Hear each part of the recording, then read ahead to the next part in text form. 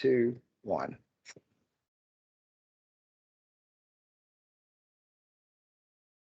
Hi, and welcome back to part 3 of a special edition of Project Stargate with Pam Nance.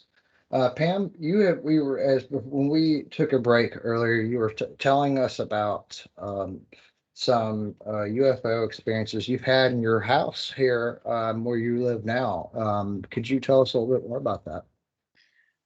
Sure. So I recounted the incident that occurred in 1989 when I saw the huge black triangular craft over the oak tree. But all during the 80s, I had experiences of what I thought were dreams, again, like when I was a kid, of being outside and seeing these huge craft above me with the light beams coming down.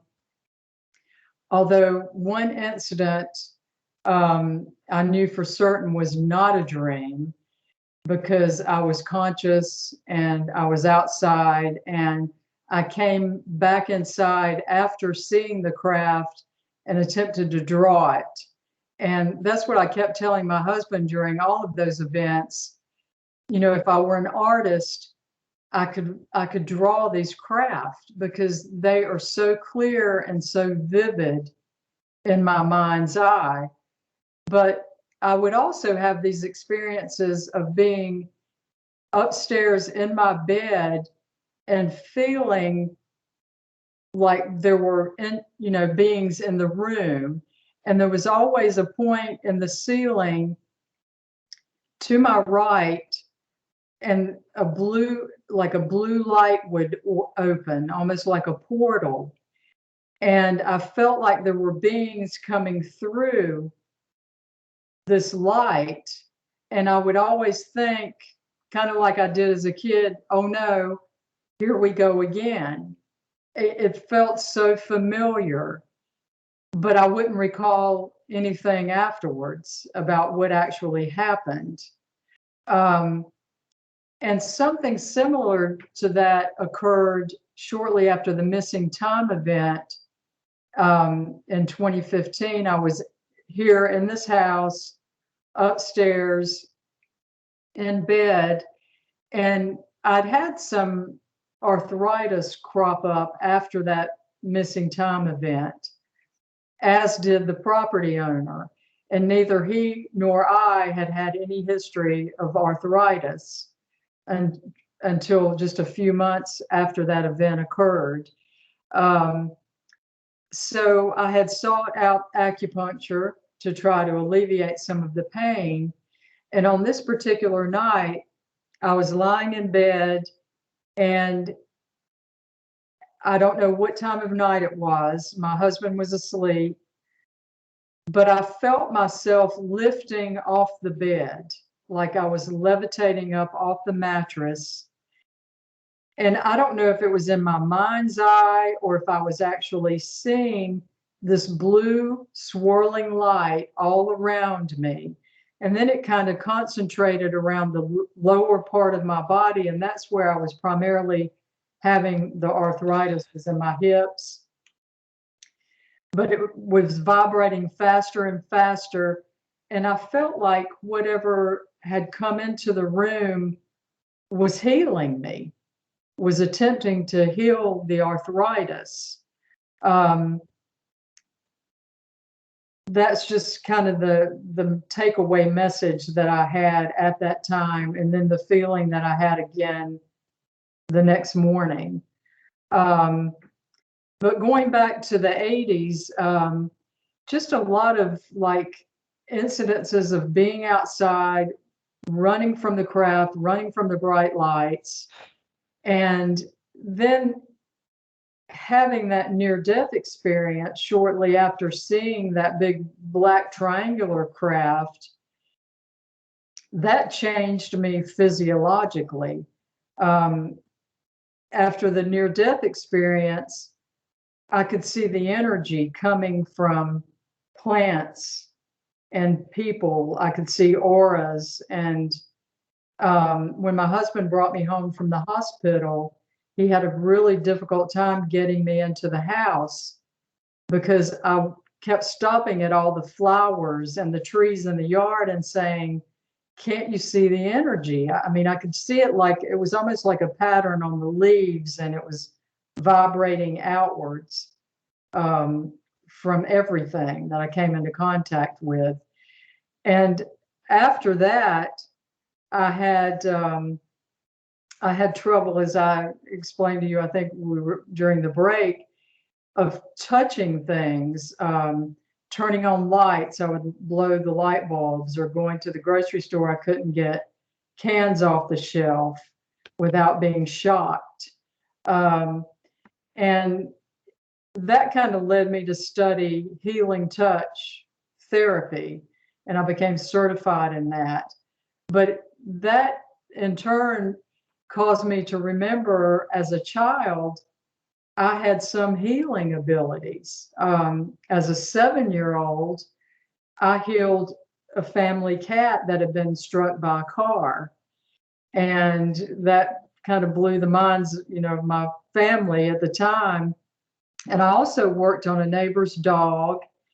And in my adult life, I've had the ability to heal injured birds, like if they were to fly into the back door, or into the window of the house and they look dead, Oh my lying, gosh, that is lying there. crazy, Pam. I apologize for interrupting you, but when I lived with my mom and dad years and years ago, around the time we were having joint UFO experiences, one thing that very commonly happened, and my mom and I were talking about this not long ago in a phone conversation, but we would have birds just flying into the home, just flying right into it. Bam!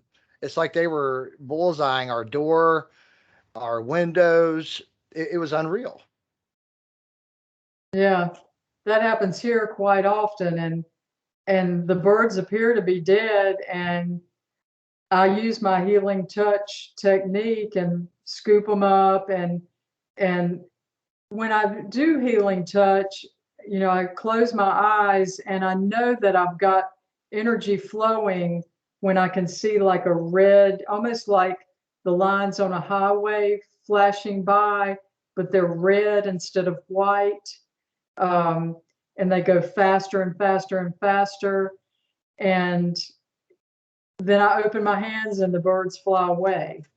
Um, so I think, all of the encounters and the experiences and the near death experience just kind of heightened that ability for me. And in the last couple of years, it's really increased. It started really, I guess, in the like early 2020, about January 2020. I just felt like I was vibrating constantly.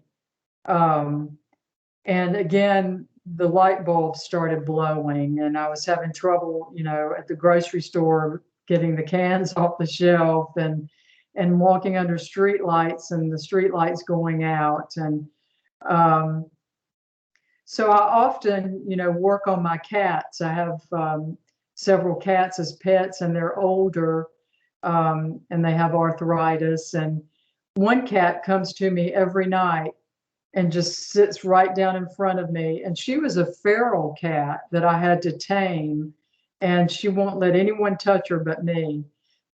And she'll come and just sit right in front of me with her head pointed away.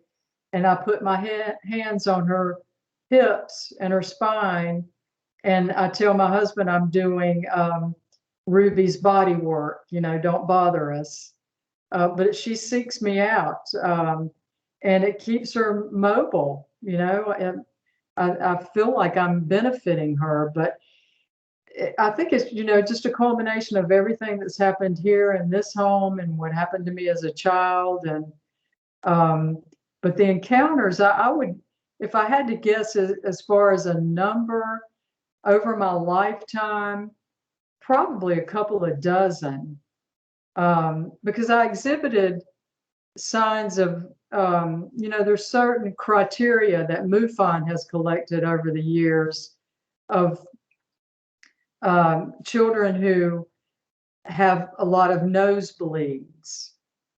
And as a kid, I had like just horrendous nosebleeds. I'd wake up in the middle of the night with just these horrible nosebleeds. Me And some too. people think that that's, an implant from, being taken on board a craft and having an implant.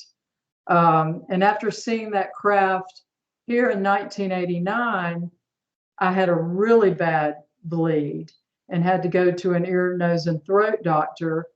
And he had to use like an instrument with a camera to go way up into my nasal passage and cauterize a vessel that he said should have never been broken. He said, I only see this kind of injury like in a bad car accident where there's facial trauma. Um, and that was within just a few days of seeing that black triangular craft. So I don't know if I had missing time event, an event during that period, even though it didn't seem as though I did. But if they can warp time, who knows? But I also meet the criteria for having developed chronic fatigue syndrome. I developed that in the late 1990s, and that's reported amongst a high percentage of experiencers, the chronic fatigue. Um, I, I, I keep seeing a flash of light that envelops my entire screen where you're sitting.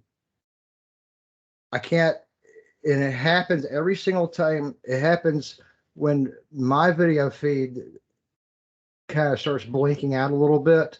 I see a flash of light in your entire view space. It's weird. That is weird. They might be around me. I don't know. Tell them I said, hey, Yeah, and there it goes really, again. It just happened again, just then. Wow. well, maybe they said hello. My mother suffers. My mother has fibromyalgia. My wife has fibromyalgia and autoimmune deficiencies. I have heard of that being a common thread in the UFO phenomenon, specifically. Yeah, Um, chronic fatigue the, and fibromyalgia goes hand in hand. I was diagnosed with both. it's terrible, Um, and that horrible, was, horrible. that was like after I was having a lot of stuff occur here, a lot of sightings um, and Kathleen mentioned that. And I think Kathleen has suffered from chronic fatigue and fibromyalgia as well. And she actually had a healing through an interdimensional contact for hers. Yeah, she told me about a council that she made contact with. It was like a council of being non-human entities that kind of I don't I'm not really she didn't really go into too much details what their purpose. Maybe she doesn't know, but she was telling me about something like that. Yeah, I've heard that report from her. That it's a council of 8 that she was introduced to by a friend of hers who has been in contact with 2 of them since he was a little boy. Um, through my regression and through my partner's regression of that missing time event, we were taken off planet to like an interstellar conference. And there was a group of lead beings sitting at this long table at this conference, but we weren't allowed to participate. We were only allowed to observe. But there were multi-species attending the conference that we were taken to. And we think we were gone much longer than just the hour and 45 minutes, that it was actually much longer than that. A But day? maybe weeks. I mean, seriously, because if they can bend time and bring us back into an earlier timeline, who knows what they can do. My partner seems to think it was a matter of weeks that we were gone. I really don't have a sense for how long, but I know a lot occurred, much more occurred than what we would experience in an hour and 45 minutes. Understood. And I recall looking out and seeing a planet that did not look like Earth any longer, and seeing a building like a geodesic dome from the air as we were coming in that was brightly lit with glass panels. I could see the light coming up like it was nighttime. And there were the sort of these multicolored piping that ran in between the glass panes that connected it, but they were neon colors. It was really quite beautiful. But my partner recalls us being placed into pods on board the craft to protect us as we traveled. And one thing that I forgot to mention about the windows, when during that overlap in time, and I mentioned something about where are the windows, you think? When I was on board the craft, I didn't see any windows. And I asked them about that. I said, how do you know where you are? There aren't any windows. And they said, we don't need to know, we don't need to see where we're going. We hop across timelines. But when I asked to see the windows, they just appeared like they were smart windows. When I wanted to look out, there were windows. When I didn't, there weren't any. At any point in time, Pam, did you ever feel like you or your friend was in any kind of danger during this experiment, during this incident, or any of the other missing time or abduction experiences you've had? No, I felt like, of course that was a terrifying event as the 10-year-old when I didn't understand it, when I thought I lost my head. But no, I've never felt threatened, or that they meant me any kind of harm or were there to do any kind of weird experiments, and you do hear those stories, and I'm not discounting them. I Sure. think people come into contact with different species that have different intentions. Mm-hmm. I'm fortunate in that these beings imparted to me that they've known me throughout all my lifetimes. Mm-hmm. And, they're looking after the welfare of me and the people on all the people on the planet and the planet itself.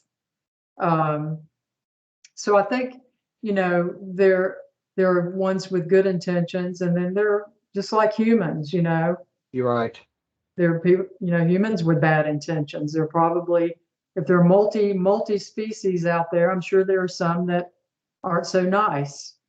Yeah, one of the first guests that we actually had here on Project Stargate, Howard Storm, when he was telling me about his near-death experience, he was face to face with God, and he asked God, I said point blank, what about ETs? And he very, as a matter of fact, way said, yes, I created multiple races of people that have a very special purpose outside of our planet, and a lot of the ones that are interacting with mankind right now are up to no good. But there's a lot of he has children everywhere, all over the Yeah. universe. Yeah, And I'm sure they all have free will, just like we do.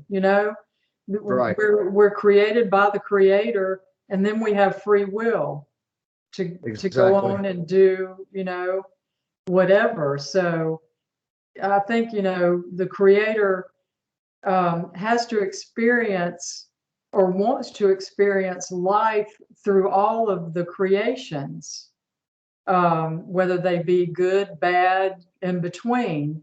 That's a way of the Creator to experience all there is. Because people question, well, why would a good God do bad things? Well, God doesn't do bad things. His creations do the bad things, and I say he, Right. for lack of a better term.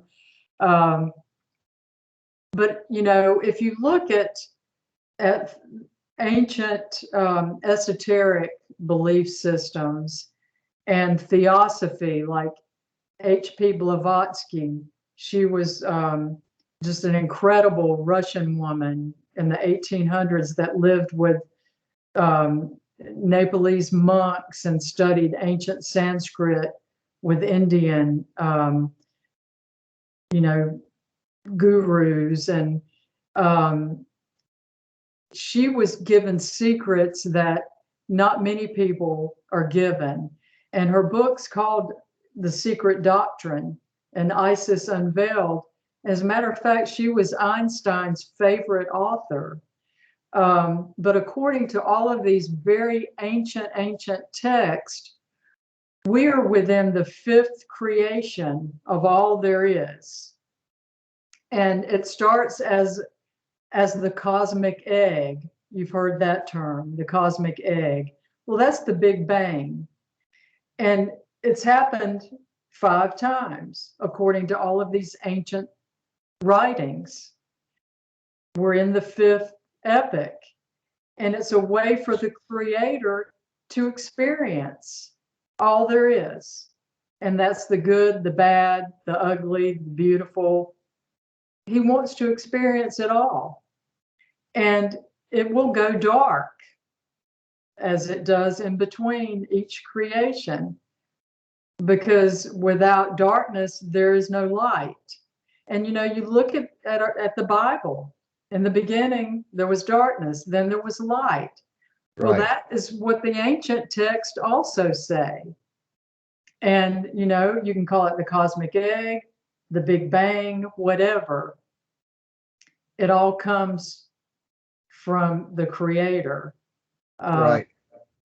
And I agree. we have free will and intention. And our intention is our reality. We experience the reality that we're in right now through our own intention. You wouldn't be where you are right now without intention, and neither would I. We create our reality. And so we need to create a better reality through better intentions. I think that's the message that all of, you know, the majority of the experiencers are coming back with. I'd say 75% are positive. And people who have these experiences are better people afterwards. You know, they care more about each other and about the planet and about the environment and the animals as a rule. That's fascinating. This has been a riveting conversation, Pam. We're about to run out of time here. But I do want to tell you this. I'll definitely want to have you come back maybe sometime next season or something. This has been Sure. really good. I I really do appreciate your time. Uh, your website is www.pamelanance.com. I definitely recommend to all the listeners, check out her website. She's done a fabulous job putting this website together. Lots of great information and data for you to enjoy and look at. Have you written any books, or do you plan on writing any books, or what else do you got going on right now? I am drafting my first book, and it's going to be sort of a composite of, you know, all the high strangeness in my life and culminating with that missing time event in 2015. You know, I'd like to get the story out there to just not only to share it with people just for informational purposes, but also with other experiencers, you know, to let them know that, you know, weird stuff happens to people and it's nothing to fear, or nothing to be ashamed about. And if you can find individuals that are willing to listen to you, support groups, or just like-minded people, seek them out and share your story, because it's important to us all. It will raise our consciousness as a whole. Just having these shows like yours, Mark, I mean, you're raising the consciousness of our planet. You're helping people think outside the box, you know, that we can leave behind the old ways of thinking and history as we've been told, and start thinking differently. And we're almost creating a new religion, if that's what you want to call it. It's a new belief system for a lot of people. And we're more free now to talk about it than we've ever been. And it, in part, because of people like you that bring us together.